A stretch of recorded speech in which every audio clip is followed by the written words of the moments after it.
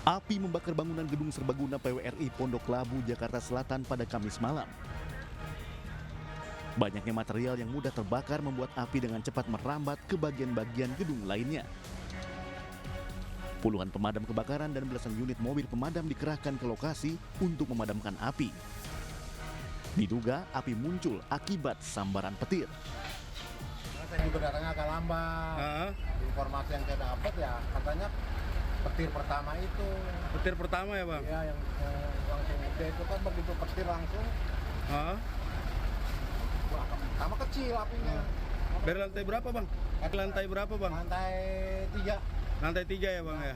Dari atas ya? Dari atas, karena drone itu udah nggak jalan bang. Dia nyamber penangkal, drone-nya nggak jalan. Api sudah berhasil ditangani pemadam kebakaran dan tak ada korban jiwa dalam kebakaran ini. Dari Jakarta Selatan, Den Helmi Sajangbati melaporkan.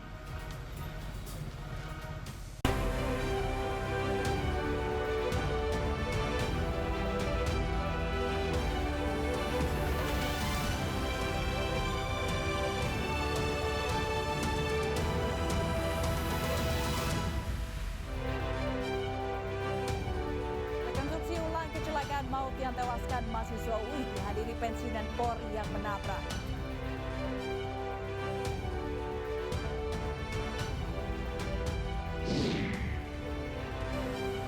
Pelaku teror pencurian pakaian dalam perempuan di Kebonjeruk, Jakarta Barat terungkap.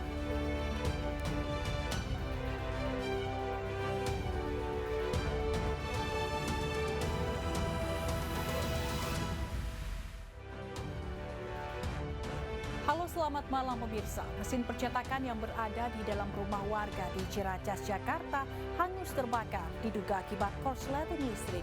Kerugian mencapai 2 miliar rupiah. Bersama saya Fazilah Khairunisa, inilah iNews Malam selengkapnya.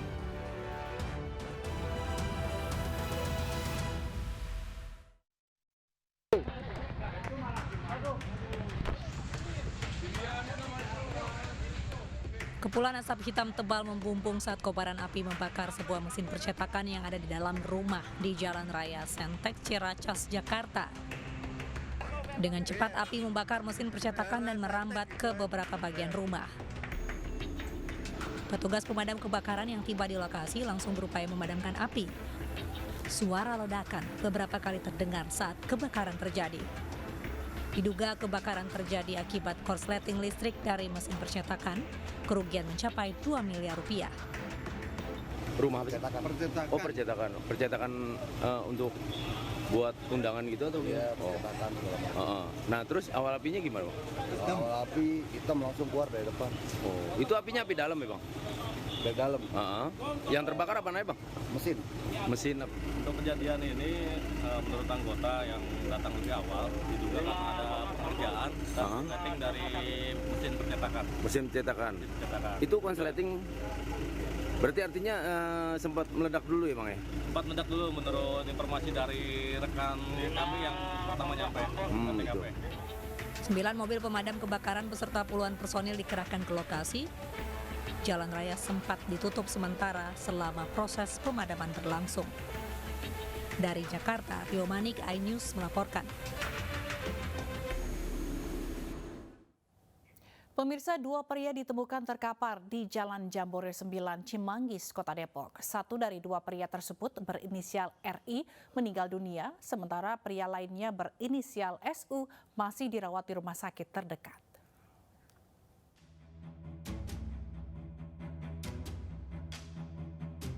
Dua pria ditemukan terkapar di Jalan Jambore 9 menuju Pondok Rangon, Harjamukti, Cimanggis, Kota Depok. 1 dari 2 pria tersebut berinisial RI meninggal dunia. Sementara pria lainnya berinisial SU masih menjalani perawatan medis di rumah sakit terdekat. Saat dimintai keterangan usai sadar dari masa kritisnya, SU menyampaikan kepada kakak RI bahwa mereka baru saja menghabiskan malam di sebuah kafe dan sempat terlibat cekcok oleh pengunjung kafe lainnya. Korban bersama sejumlah rekannya sempat dikejar oleh pelaku dan sepeda motor yang dikendarai korban ditendang hingga terjatuh. Korban tewas di lokasi kejadian lantaran mengalami luka pada bagian kepala, sementara SU mengalami patah tulang pada bagian kaki. Minum-minum ada terjadi percecokan dengan pengunjung lain. Ya pengunjung lainnya itu ini penuturan dari saksi juga ya. Udah lama sering ke sana, jadi ibaratnya pasien tetap di sana lah. Itu pulang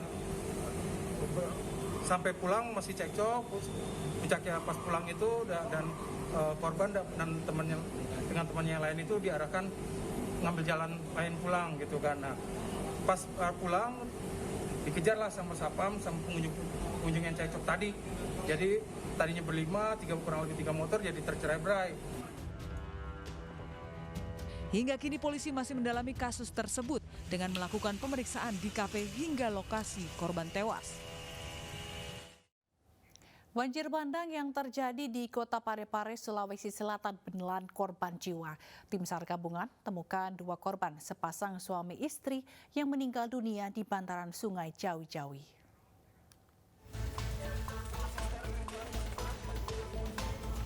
Inilah proses evakuasi jenazah Ramli, 40 tahun, yang menjadi korban banjir bandang yang menerjang Kota Parepare, Sulawesi Selatan. Korban ditemukan oleh tim SAR gabungan beserta warga 4 km dari titik awal terseret arus banjir. Sementara istrinya Fitri, 30 tahun, ditemukan tidak jauh dari lokasi ditemukannya korban pertama. Kejadian berawal saat kedua korban hendak mengevakuasi kendaraan mereka yang terjebak banjir. Tiba-tiba arus banjir yang begitu deras membuat keduanya hanyut. Kami tim SAR gabungan melaksanakan penyisiran terkait dengan dugaan ada 2 korban hanyut. Nah, alhamdulillah tim SAR gabungan bersama masyarakat telah menemukan korban keduanya. Di antaranya atas nama Ramli umur 40 tahun, tim SAR gabungan dan masyarakat menemukan dari lokasi kejadian dan titik temunya itu kurang lebih 4 km. Kedua korban hilang setelah terseret arus banjir bersama dengan rumah mereka. Saat ini jenazah korban telah dibawa ke RSUD Andi Makassau untuk divisum.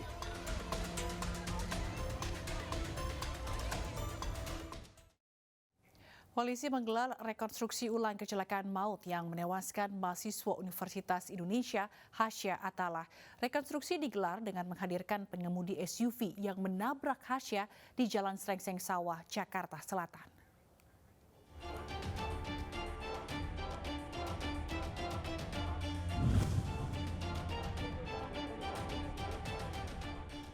Polri menggelar rekonstruksi ulang kecelakaan yang menewaskan mahasiswa UI Hasya Attallah. Total ada 9 adegan yang diperagakan, namun saat reka ulang, keluarga Hasya Attallah tidak hadir.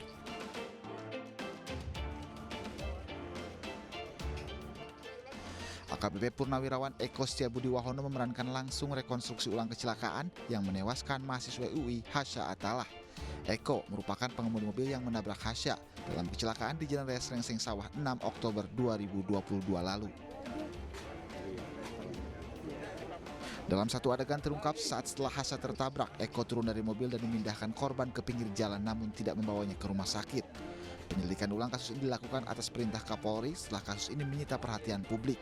Pasalnya, polisi menetapkan Hasya yang tewas tertabrak sebagai tersangka. Rekonstruksi ini merupakan langkah yang dijadikan rekomendasi untuk penguatan, melihat kembali terhadap langkah-langkah yang sudah dilakukan oleh penyidik laka dan kemudian dikuatkan lagi nanti dengan cara saintifik. Perlu saya jelaskan, scientific traffic accident analysis.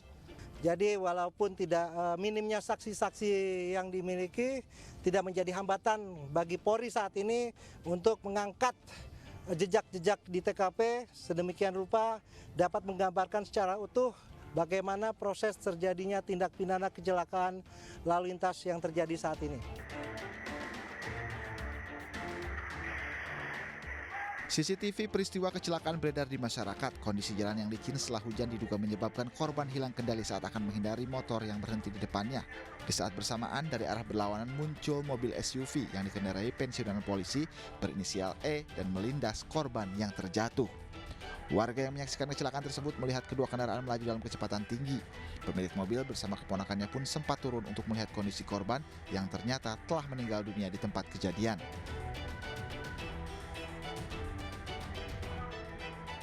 Bukannya nggak pergi dulu, bentar tahu menghindari mobilnya dulu, parkir. Oh, markirin mobilnya, terus yang turun ponakannya. Dia turun, terus dia lihat dompet-dompetnya kali, dia alamatnya kemana rumahnya, tuh anak itu kan. Akhirnya mau dibawa ke rumah sakit. Mau di rumah sakit juga percuma kata KRT. Menurut warga, kecelakaan di lokasi ini juga bukan pertama kali. Diduga faktor kondisi jalan yang sempit dan ada beberapa sumur resapan di tengah jalan membuat lokasi ini menjadi rawan terjadi kecelakaan.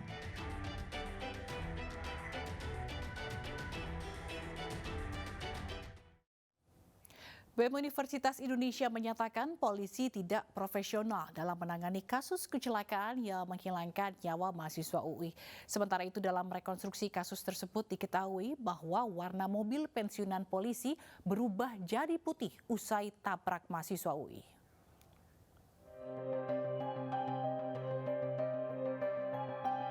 Badan Eksekutif Mahasiswa Universitas Indonesia menyatakan Polda Metro Jaya tidak profesional dalam menangani kasus kecelakaan yang menghilangkan nyawa Hasya. Ketua BEM UI, Melkisedek Huang, menyebut ketidakprofesionalan tersebut terlihat karena Kapolda Metro Jaya Irjen Fadil Imran baru membentuk tim khusus setelah korban dijadikan tersangka. Diketahui bahwa penetapan almarhum Muhammad Hasya Attallah Syaputra mahasiswa UI sebagai tersangka dalam kecelakaan lalu lintas mengundang polemik, bahkan menjadi sorotan sejumlah pihak. Kepolisian telah membentuk tim pencari fakta yang terdiri dari internal maupun eksternal. Adapun tim eksternal akan melibatkan pakar transportasi hingga pakar hukum. Sementara tim internal akan terdiri dari bidang hukum Mapolda Metro Jaya hingga Direktorat Lalu Lintas Polda Metro Jaya. Sementara itu, polisi telah menggelar rekonstruksi kasus kecelakaan yang menewaskan mahasiswa UI.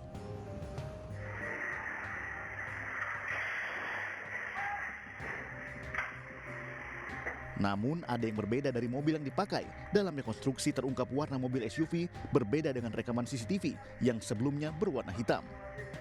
Terkait hal ini, Polda Metro Jaya mengkonfirmasi warna mobil diubah menjadi warna putih setelah kasus kecelakaan terjadi, tepatnya setelah kasus tersebut dinyatakan dihentikan atau dikeluarkan surat perintah penghentian penyidikan.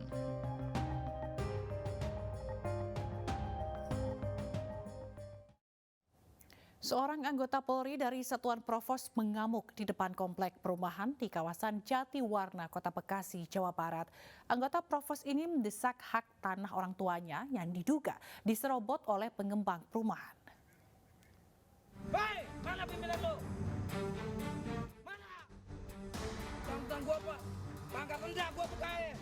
Dengan berseragam lengkap dinas kepolisian, Brigadir Kepala Madi mengamuk di depan perumahan di kawasan Jatiwarna, Pondok Melati, Kota Bekasi, Jawa Barat. Dengan suara lantang, sedih bercampur marah, anggota Provos yang bertugas di wilayah hukum Polres Jakarta Timur ini meluapkan kekesalannya. Dirinya mendesak agar pihak pengembang perumahan dan beberapa oknum maklar tanah untuk mengembalikan haknya. Bribka Madih menilai bahwa lahan tanah milik orang tuanya di dua objek Girik diduga telah diserobot dan diperjualbelikan. Padahal menurutnya Girik masih utuh, belum ada pemecahan. Kasus penyerobotan tanah telah dilaporkan ke Polda Metro Jaya, namun menemukan kebuntuan dan tidak mendapatkan respon baik meskipun dirinya anggota Polri. Sekarang kita melaporkan, diantaranya adalah terakhir itu ke Dirtipidum Mabes Polri, Satgas Mafia Tanah. Memang aneh, pegawai rendahan, pangkat rendah nih.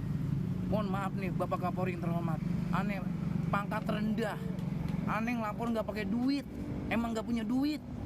Nah, yang digit 815 ini sekarang kita udah laporkan ke Mabes. Udah, Mabes.